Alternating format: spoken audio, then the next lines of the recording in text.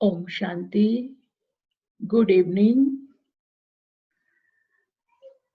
आज अव्यक्त मुरली 16 मई 74, 16th of May 74 की मुरली है। आज की मुरली का टाइटल है महारथीपन के लक्षण। बाबा कुछ ना कुछ नया टॉपिक हमको सिखाते हैं, है ना। Every day it is a new topic और वर्तमान समय के हमारे पुरुषार्थ से रिलेटेड होता है, परिस्थितियों से रिलेटेड होता है ना। ऐसे लगता है कि बाबा सेलेक्ट करके टॉपिक हमको देते हैं। आप सबको भी ऐसे फील होता होगा। तो आज का है महारथीपन के लक्षण। आइए सुनते हैं बाबा के महावाक्य। अव्यक्त बाप दादा बोले, रूहानी बच्चों के सहयोगी बनकर, क्योंकि हम कौन है? रूह। रूहानी बच्चों के सहयोगी बनकर उनकी हिम्मत और उल्लास को बढ़ाने वाले, सर्व प्रकार के बंधन वह वैभव के आकर्षण से परे रहने वाले और सदा एकरस स्थिति में रहने वाले निष्काम सेवी शिव बाबा बोले। बाबा सदा एकरस स्थिति में रहते हैं। बाबा से बोलो, बाबा नीचे धरती पर ये चल रहा है। बाबा कहते, बच्चे खेल चल रहा है। बाबा की स्थिति एक रस रहती है। क्योंकि क्यों रहती है बाबा? क्योंकि वो ज्ञान का सागर है। ज्ञान की गहराई, एक एक चीज बाबा को क्लियर है और एक एक चीज क्या क्या कैसी है, क्या उसका मीनिंग है, कैसे उसका आगे पीछे से लिंक है, बाबा को तो सब कुछ मालूम है। इसलिए बाबा हम बच्चों को भी कहते हैं, बच्चा खेल चल रहा है, साक्षी होकर देखो, है ना। तो बाबा क्या बोल रहे हैं? इस समय सबके अंदर सुनने की इच्छा है, वह समान बनने की इच्छा है। इस समय सबके अंदर सुनने की इच्छा है, वह समान बनने की इच्छा है। 3-4 बार से बाबा बाप समान बनना है, उसी पे हम लोगों को, बाबा को हमें पुरुषार्थ करा रहे हैं। सुनने के बाद हर बात सामने से समान बन जाते हैं। सुनने के बाद हर बात समाने से, जो बाबा रोज हमें पॉइंट्स देते हैं, उनको हम अपने अंदर समाते जाएंगे तो क्या होगा? बाप समान बन जाएंगे। बाबा ने 1 साल का लक्ष्य दिया है ना, उस 1 साल में हमारे कितने दिन कट हो गए, ये भी एक्यूरेटली चेक करना है, ये भी कैलकुलेट करना है। परिस्थितियां देख ही रहे हैं हम। प्रकृति अपना रुख चारों तरफ से दिखा रही है। तो बाबा कह रहे हैं, सुनने के बाद हर बात समाने से समान बन जाते हैं और समाने से सामना करने की शक्ति स्वयं ही सहज आ जाती है। देखो, ये बहुत गहरी बात है। अगर हम कुछ चीजों को समाते हैं ना अपने अंदर, तो हमें सामना करने की शक्ति हमें खुद आती है। कल परसों भी बाबा ने मुरली में बोला था ना कि कोई भी बात किसी की भी हो, हमें उसको इधर उधर नहीं, धुआं नहीं निकालना, इसकी बात इधर बोल दिया उधर बोल दिया। तो बाबा ने क्या बोला? अपने अंदर बच्चे संभालो। और अगर एक को भी आपने बता दिया किसी की बात या कोई बात, तो बाबा कहते हैं, आप क्या सोचते हो? कि वो वहीं तक रहेगा, वो फिर दूसरे के पास जाएगा, तीसरे के पास जाएगी, वो बात चौथे के पास जाएगी, तो कैसा वायुमंडल बन गया। और उसका बोझ किसके पास आएगा, जिसने पहले बताया था।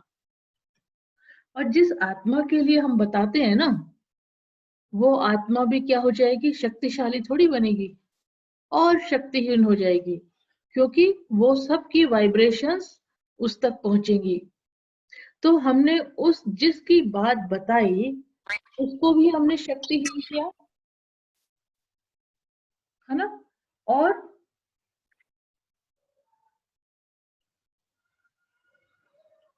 उसको भी शक्ति कम की, और वायुमंडल में भी जो वाइब्रेशन फैली वो भी नेगेटिव फैली। तो बाबा कहते हैं बच्चे, कोई की कैसी भी बात हो, अपने अंदर संभालो। जितना जितना हम समाएंगे, सामने वाली आत्मा भी शक्ति और संभालो, और सामने वाली आत्मा पर रहम करो। चाहे वो हमसे कितना भी कैसा भी बिहेव करती है ना, फिर भी उसे रहम करो, तो वो आत्मा को शक्ति मिलेगी। ये है राइट तरीका। इसलिए तो अष्ट शक्तियों में एक शक्ति समाने की शक्ति है। तो बाबा कहते हैं अपने अंदर समा लो। और जब हम समा लेते हैं ना, तो क्या होता है, हम शक्तिशाली होते हैं, अंदर से हमारी आंतरिक शक्ति बढ़ जाती है। तो बाबा कह रहे हैं सुनने के बाद हर बात समाने से समान बन जाते हैं, और समाने से सामना करने की शक्ति स्वयं ही सहज आ जाती है। क्योंकि अंदर से हम शक्तिशाली होंगे ना, देखो हमें पावर है समाने की। नहीं तो आजकल क्या बोलते हैं, 4 लेडीजों को इकट्ठा कर दो तो देखो किसी के मन में बात नहीं रहेगी, इधर से उधर इधर से उधर, क्योंकि समाने की शक्ति नहीं होती ना। लेकिन बाबा हमें अष्ट शक्तियों में एक शक्ति समाने की शक्ति भी है। फिर हम आंतरिक रूप से शक्तिशाली होते हैं। समाने से सामना करने की शक्ति स्वयं ही सहज आ जाती है। सामना करने की शक्ति से सर्व कामनाओं से स्वतः ही मुक्ति प्राप्त हो जाती है। क्या ऐसे अपने को मुक्त आत्मा अनुभव करते हो? क्या ऐसे अपने को मुक्त आत्मा अनुभव करते हो? किसी भी प्रकार का बंधन अपनी तरफ आकर्षित तो नहीं करता? बंधन मुक्त ही योग युक्त हो सकता है। जो बंधन मुक्त है वही बाबा की याद में रह सकता है। अगर बंधन होगा तो वो बंधन अपनी तरफ खींचेगा ना। वो बंधन कैसा हो सकता है, आकर्षण का भी बंधन हो सकता है, हिसाब किताब का बंधन भी हो सकता है, या किसी ने हमें कुछ हमारे साथ बहुत गलत किया है तो हम उसी का चिंतन करते रहते हैं, वो भी तो बंधन है ना। बाबा क्या कहते हैं, बिंदु लगा दो, जो हुआ, ये सबसे बड़ा स्ट्रॉन्ग पॉइंट है ये, बिंदु लगा दो, फुल स्टॉप, जो भी हुआ फुल स्टॉप लगा दो, तो समय खराब नहीं जाएगा। किसी भी प्रकार का बंधन अपनी तरफ आकर्षित तो नहीं करता। बंधन मुक्त ही योग युक्त हो सकता है। यदि कोई भी स्वभाव, संस्कार, व्यक्ति अथवा वैभव का बंधन अपनी तरफ आकर्षित करता है, तो बाप की याद की आकर्षण सदैव नहीं रह सकती।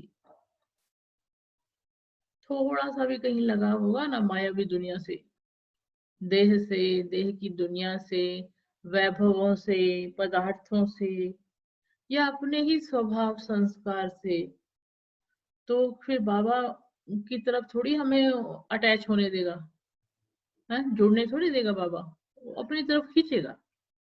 तो ऐसे लोग, ऐसे आत्माएं निरंतर योग युक्त तो नहीं रह पाएंगी ना। और योग लगाएंगी भी ना तो उनको मेहनत करनी पड़ेगी। बाबा से योग लगा रहे, सहज और नेचुरल नहीं होंगे। तो अपने को चेक करना है क्या हमारा कोई लगाव या कुछ ऐसा इस दुनिया में है तो नहीं। ये हम अपने से ही चेक करें, ये सेल्फ चेकिंग है। और उसको खत्म कर दो। देख रहे हो ना समय क्या दिखा रहा है, परिस्थितियां क्या दिखा रही हैं। आत्माएं तुरंत अपने घर में से कोई भी आत्मा तुरंत शरीर छोड़ के जा रही है। इवन ब्राह्मण परिवार में आप देख लो, कैसे कैसे ब्राह्मण परिवार के साथ भी सेंटर्स में भी पेपर आए, कितनी आत्माओं ने शरीर छोड़ दिया। तो समय की कुछ पता नहीं है समय का। तो अभी भी कोई आकर्षण होना चाहिए हमें। अब तो बेहद का वैराग्य हो जाना चाहिए हर चीज से।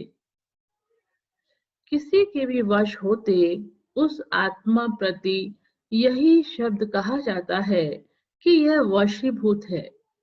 वशीभूत होना यह भी 5 भूतों के साथ साथ रॉयल रूप का भूत है। माया रॉयल रूप में भी आती है, हमें बहुत आकर्षित करेगी, बहलाएगी, फुसलाएगी। हम समझ भी नहीं पाएंगे कि यह माया है। माया के भिन्न भिन्न रूप हैं।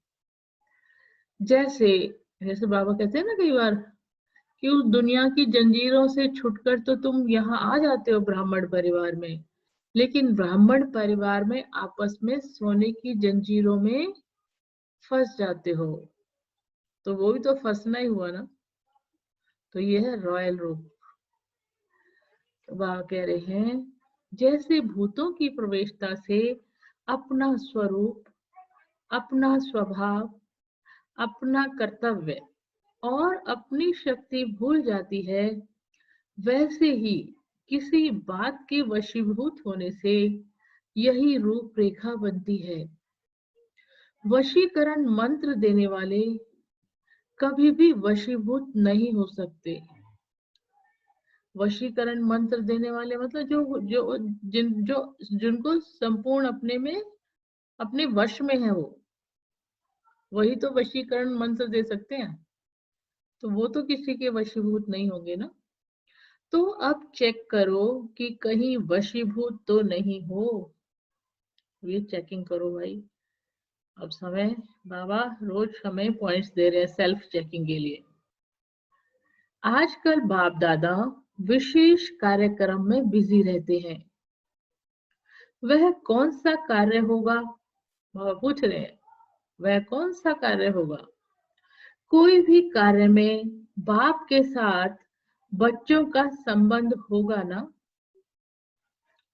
तो अपने से संबंधित कार्यक्रम को नहीं जानते हो? अमृत वेले जब बाप से गुड मॉर्निंग व रूह रेहान करने आते हो तो उस समय अनुभव नहीं करते हो या उस समय लेने में भी ज्यादा बिजी रहते हो? क्या टच होता है? वर्तमान समय, समाप्ति का समय समीप आ रहा है।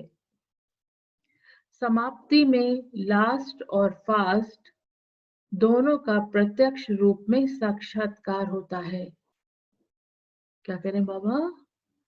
समाप्ति में लास्ट और फास्ट, पुरुषार्थियों के लिए बाबा बात कर रहे हैं। लास्ट और फास्ट दोनों का प्रत्यक्ष रूप में साक्षात्कार होता है।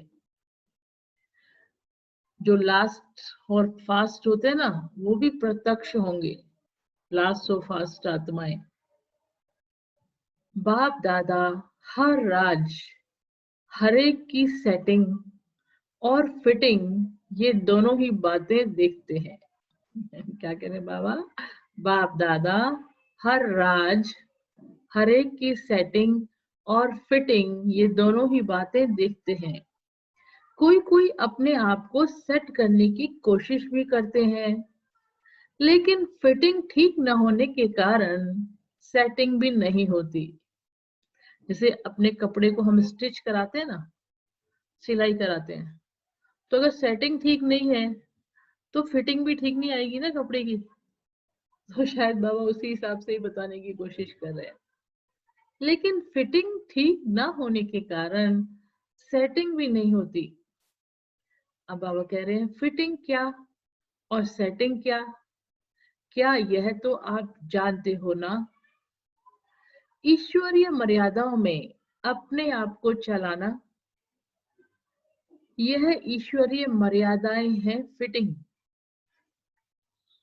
जो हम अपने परिवार में संगठन में रहते हैं तो उसमें हम अपने आप को चलाना मतलब खुद भी संतुष्ट रहते हैं और भी हमसे संतुष्ट रहते हैं। तो ईश्वरीय परिवार की जो मर्यादा है उनके अंदर हम रहते हैं। ये है बाबा कहते फिटिंग। फिट हो इसका मतलब तुम फिट हो अगर चला लेते हो तो। इन मर्यादाओं के आधार से स्थिति की सेटिंग होती है। बाप दादा जब नंबरवार महावीरों को देखते हैं वह महारथी सेट की सेटिंग करते हैं। वह महारथी सेट की सेटिंग करते हैं तो क्या देखते हैं? कोई ना कोई बात की वह मर्यादा की फिटिंग न होने के कारण सीट पर सेट नहीं हो सकते। अभी अभी सीट पर हैं और अभी अभी सीट के बजाय कोई ना कोई साइड पर दिखाई पड़ते हैं। तो बाप दादा इसी कार्य में बिजी रहते हैं। महारथियों को बाबा चेक करते हैं। जो महारथी आत्माएं होती है ना, बाबा की दृष्टि उन पर बहुत एक्यूरेट होती है, बार बार होती है। एक बार सूरज भाई जी भी क्लास में बता रहे थे कि बाबा ऐसी आत्माओं को रोज बार बार देखते हैं, उस पर नजर रखते हैं। क्योंकि जो बच्चा बहुत अच्छा होता है ना पढ़ाई में, घर में भी, तो माँ बाप उसका बड़ा ध्यान रखते हैं किसी तरह से ये ऐसे एक्यूरेटली चलता रहे, कोई परेशानी तो नहीं है, देखभाल करते हैं। ऐसे ही बाबा भी महारथियों को ऊपर से देखरेख करते हैं दिन में कई बार। अभी सीट के बजाय कोई ना कोई साइड पर दिखाई पड़ते हैं तो बाप दादा इसी कार्य में बिजी रहते हैं। उम्मीदवार दिखाई बहुत देते हैं और लाइन भी बहुत बड़ी दिखाई देती है, लेकिन प्रमाण स्वरूप कोई कोई होता है। जैसा होना चाहिए वैसा कोई कोई होता है। उम्मीदवार बनने के लिए मुख्य कौन सा पुरुषार्थ है? हम महारथियों की लिस्ट में आए, वो बनने के लिए कौन सा पुरुषार्थ है? बहुत सहज पुरुषार्थ।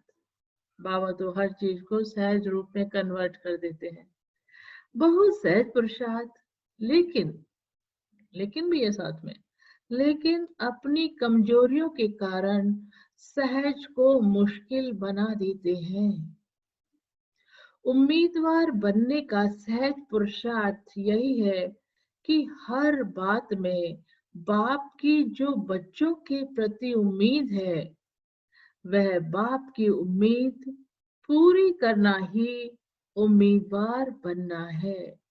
बाबा को हम बच्चों से जो उम्मीद है वो हम उनको पूरी करें, यही उम्मीदवार बनना है ना। फिर वो हम कैंडिडेट बन जाते हैं ना। फिर इलेक्शन में भी उम्मीदवार कौन बनते हैं? जो सारी रिक्वायरमेंट पूरी करते हैं उनको टिकट मिल जाता है उम्मीदवार बनने का। तो यहाँ भी उम्मीदवार बनना है तो बाबा की जो आशाएं हैं, बाबा की जो इच्छाएं हैं हमसे, उनको पूरी करें तो हम उम्मीदवार बन जाएंगे। उम्मीदवार बनने का सहज पुरुषार्थ यही है कि हर बात में बाप की जो बच्चों प्रति उम्मीद है वह बाप की उम्मीद पूरी करना ही उम्मीदवार बनना है। बाप की उम्मीदें पूरी करना, बाप की उम्मीदें पूरी करना बच्चों के लिए मुश्किल होता है क्या? बच्चे का जन्म होता ही है बाप की उम्मीदें पूरी करने के लिए। बच्चे का अपने जीवन का लक्ष्य यही होता है, बाप की उम्मीदें पूरी करना। लौकिक में भी क्या चाहते हैं, जैसे पेरेंट्स चाहते हैं ना मेरा बच्चा ये बने, तो बच्चा भी चाहता है ना कि हाँ माँ बाप की इच्छा पूरी करूं। बाप की उम्मीदें पूरी करना, इसको ही दूसरे शब्दों में क्या कहते हैं? सोचो, दूसरे शब्दों में क्या कहते हैं इस चीज को? सन शोज फादर। बेटा ही बाप का शो करता है, माने बेटा ही बाप का नाम वाला करता है। जब कोई बच्चा बहुत आगे आता है या फर्स्ट आता है या कोई रिकॉर्ड ब्रेक करता है, तो उस बच्चे से क्या पूछते हैं? आपके पेरेंट्स का नाम क्या है, पूछते हैं ना। तो ये हुआ सन शोज फादर। तो ऐसा उम्मीदवार बनना आपके ब्राह्मण जीवन का मुख्य लक्ष्य है, जबकि बाप दादा हाँ एक कदम के पीछे लाखों कदम स्वयं भी सहयोगी बनकर हिम्मत और उल्लास बढ़ाते हैं। बाबा कहते हैं ना, हिम्मत का एक कदम तुम्हारा तो 1000 कदम बाबा हमारे साथ होते हैं। लेकिन पहला कंडीशन क्या है? पहला हिम्मत का कदम हमारा होना चाहिए, ये शर्त है, फिर बाबा हमें सहयोग देंगे। तो बाबा कहते हैं जबकि बाप दादा एक कदम के पीछे, यहाँ तो बाबा ने लाखों बोला है, जबकि बाप दादा एक कदम के पीछे लाखों कदम स्वयं भी सहयोगी बनकर हिम्मत और उल्लास बढ़ाते हैं। आज तो बाबा ने लाखों कदम बोला है, तो मैंने पहली बार सुना है। बाबा रे, इतना लाखों, मतलब एक कदम के साथ बाबा हमें लाखों कदम आगे हेल्प करते हैं। बाबा ये तो पहली बार सुना है, आपने भी शायद पहली बार सुना होगा। फिर मुश्किल क्यों? जब बाबा इतना हेल्प करते हैं तो बाबा कहते हैं फिर मुश्किल क्यों, जबकि दुनिया की सब मुश्किलातों को आप स्वयं ही मिटाने वाले हो, मुश्किल बात सहज अनुभव कराने वाले हो। ऐसे अनुभवी मूर्त के लिए कोई भी बात मुश्किल है, ऐसे सोच भी नहीं सकते। प्यादों का अनुभव मुश्किल जानना ठीक है, लेकिन अभी अपने को किसी न किसी बात में एक दो से कम नहीं समझते हो, अर्थात कोई भी प्रकार से अपने को महारथी समझते हो। प्यादे तो नहीं है ना हम कोई भी, अपने को महारथी ही तो समझते हैं। लेकिन अभी अपने को किसी न किसी बात में एक दो से कम नहीं समझते हो, अर्थात कोई प्रकार से अपने को महारथी समझते हो। लास्ट वाले भी लास्ट इज फास्ट का लक्ष्य रखते हैं। जब बाप को पहचान लिया, बाप के वर्षे को पहचान लिया, तो लास्ट में जो आत्माएं आती है ना, उनके अंदर बहुत तीव्र इच्छा होती है, अरे इतना समय भगवान हमें मिला ही नहीं, हम अब भगवान से मिले हैं। फिर उनको जुनून चढ़ जाता है, फिर तो वो पुरुषार्थ करने में दिन रात एक कर देती है। ऐसी आत्माएं भी लास्ट सो फास्ट हैं भी, और आगे भी आएंगी। क्योंकि जब वो उनको लगेगा ना कि भगवान का इतना समय हमने खो दिया, तो बाबा कहते हैं तो महारथी हुए ना, किसी भी बात में अपने को किसी के आगे झुकाना, वह अपनी कमजोरी को महसूस कराना अच्छा नहीं समझते। अपने को प्रसिद्ध करने के लिए हर हर बात को सिद्ध करते हो, तो इसको क्या कहा जाएगा? अपने को प्यादा समझते हो या किसी न किसी रूप में महारथी समझते हो। सिद्ध करने वाला कभी भी प्रसिद्ध नहीं हो सकता, किसी भी बात को सिद्ध नहीं करना। बाबा कहते हैं सिद्ध करने के लिए वास्तव में प्रसिद्ध होने वाला कभी भी बात को सिद्ध नहीं करेगा, अर्थात जिद करने वाला ऐसा कभी भी प्रसिद्ध नहीं हो सकता। जिद करने वाला कभी सिद्धि को पा नहीं सकता। सिद्धि को पाने वाले स्वयं को नम्रचित। कौन सिद्धि को पाते हैं? उनकी विशेषताएं देखो। स्वयं को नम्रचित, निर्माण, हर बात में अपने आप को गुण ग्राहक बनावेगा। सभी से गुण को ग्रहण करना, है ना? सभी में आत्माओं में गुण है ना, तो गुणग्राही बनना कहते हैं ना बाबा, गुणग्राही बनो, सभी के गुणों को लो। तो वो सिद्धि पाने वाला क्या होंगे? नम्रचित भी होंगे, निर्माण चित भी होंगे और गुणग्राही भी होंगे। लक्ष्य रखते हुए प्रसिद्ध होने का और पुरुषार्थ करते हुए दूर होने का, तो ऐसी चेकिंग अपनी करो। चेकिंग भी महीन चाहिए। महारथी को कोई भी बात मुश्किल अनुभव हो, ध्यान से सुनो, महारथी को कोई बात मुश्किल अनुभव हो, वह महारथी ही नहीं। महारथी अपने सहयोग से और बाप के सहयोग से औरों की मुश्किल भी सहज करेंगे। महारथियों के संकल्प में भी कभी यह कैसे, यह क्यों, यह प्रश्न नहीं उठ सकता। कैसे के बजाय ऐसे शब्द आएगा, क्योंकि मास्टर नॉलेजफुल, त्रिकालदर्शी होना। इन बातों को चेक करो। कैसे करूं, कैसे होगा, यह ना स्व प्रति ना दूसरों की प्रति चले। दोनों ही रूप में प्रश्न समाप्त हों। ऐसे ही सदा प्रसन्नचित और हर्षित रहता है। अब समझा महारथी के लक्षण क्या है? करने में कम नहीं। जब एक दो के संपर्क में आते हैं तो एक दो से स्वयं को कम नहीं समझते। समझने में हरेक अपने को अथॉरिटी समझते हैं और अपना हक रखते हैं।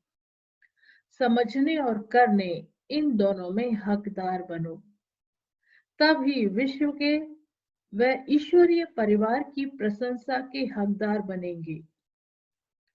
कोई भी बात के मांगने वाला मंगता नहीं बनो, दाता बनो। मान, शान, प्रशंसा, बड़ापन आदि मांगने की इच्छा मत करो।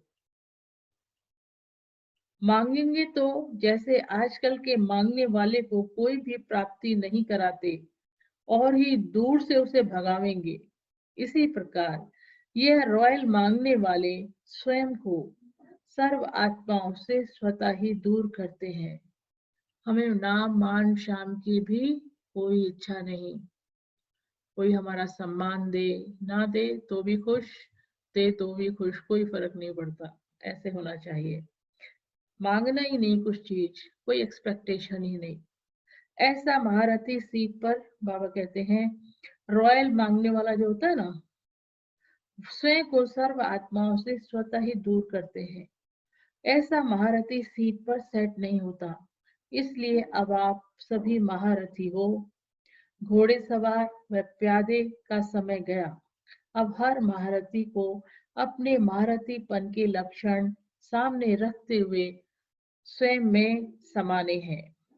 अच्छा, ऐसे सर्व इच्छाओं को समाने वाले बाप समान सर्व शक्तियों के अथॉरिटी, सदा एक लगन, एक रस स्थिति में स्थित होने वाले, एक बल, एक भरोसा, सदा एकाग्र, एकांतवासी, अंतर्मुखी और बाप दादा के उम्मीदों के सितारे को बाप दादा का याद प्यार, गुड नाइट और नमस्ते।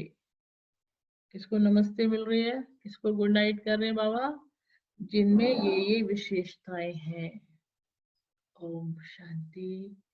तो अपने को चेक करो, हम महारथी हैं। दुनिया की कोई आकर्षण हमें आकर्षित तो नहीं करती, अपनी तरफ खींचती तो नहीं है। मांगने वाले नहीं बनना है।